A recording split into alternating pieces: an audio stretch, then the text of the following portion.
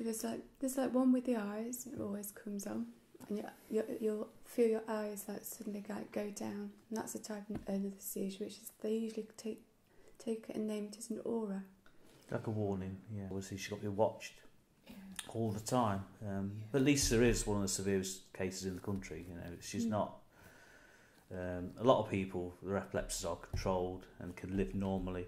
Others, you know, won't have so many seizures. But Lisa is one of the severest, probably in the country. Warnings they are.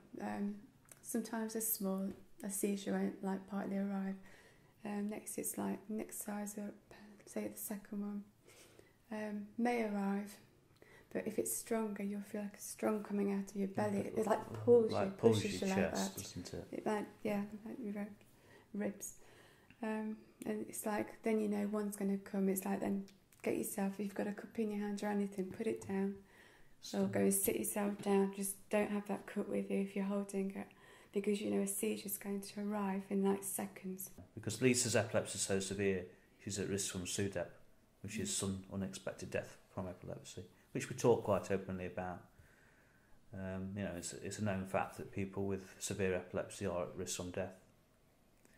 So Lisa's carers obviously have trained up with this rescue medication to try and calm her activity down. Lisa, whose epilepsy is so severe, that could kill her tomorrow. You know, you really have to weigh things up, and when you've tried everything and the epilepsies continue to progress and get worse, then really, you know, I think you'd try anything, wouldn't you? Anything I'd try. Whatever comes up. It's very strange coming through it, because when Lucy was born, and it was from when she was a baby, she's always like been on to me, wanting to know about it, wanting to know about I want to know, like, mother's got epilepsy. It's like she's been wanting to be like on help all the time, ever since she was little. It's just like something she's not wanted to be away from, so, you know, being a helper, a carer like Lucy. She's like always been there, wanted to be there, be a helper.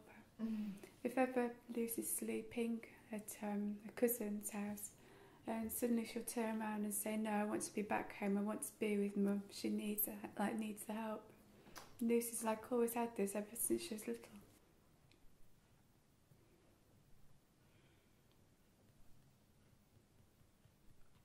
Feeling about dying, I suppose, death, I suppose, if having a seizure, if I suddenly thought of, say, if Paul's just like, say if I'm in here, all of a sudden a seizure happens, I fall onto the kitchen floor, but Paul's just like going, "Oh, I'm just going to get something from the other room, hang on, I'll only be a minute or two."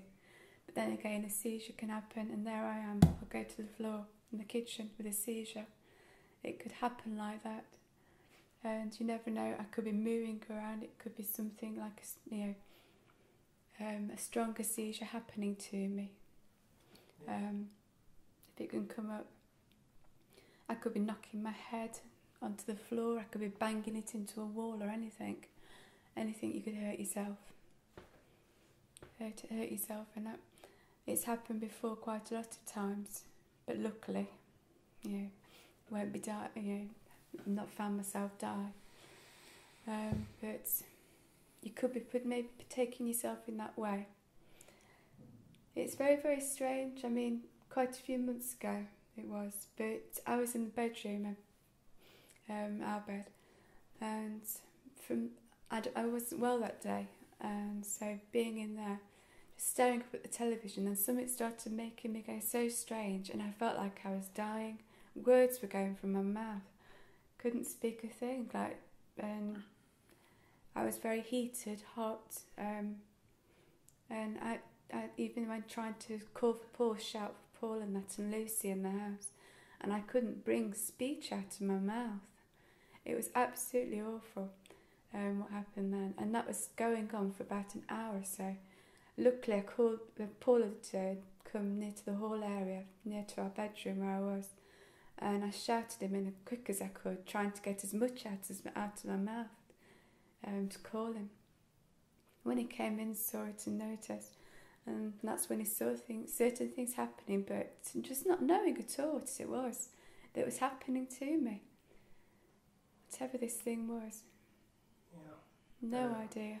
But it was like making me go as if I was nearly, you could probably say it as if you felt like you were dying. It was very, very strange. Something like taking you in that way.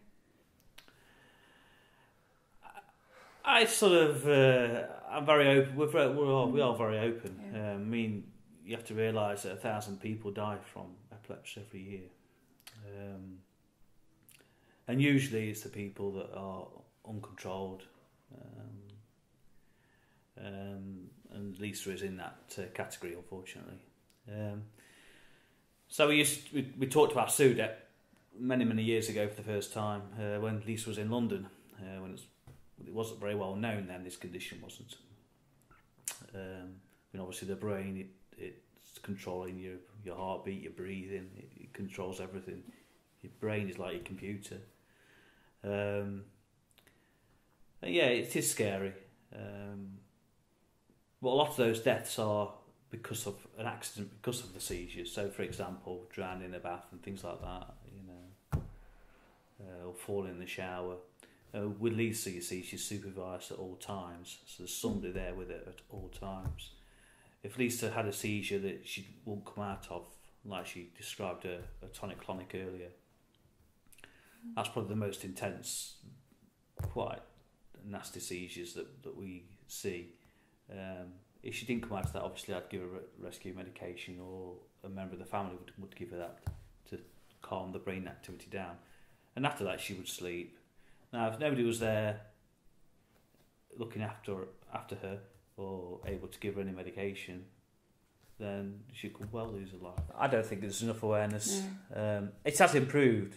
Like we were saying earlier about when Lisa was at school, not many people knew about epilepsy. Not many people knew what it involved, and also medications and the side effects.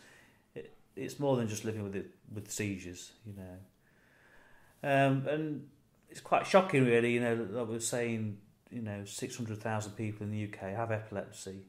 You'd think in some of these first aid courses or that they do in the schools, epilepsy should at least be mentioned because it's so common.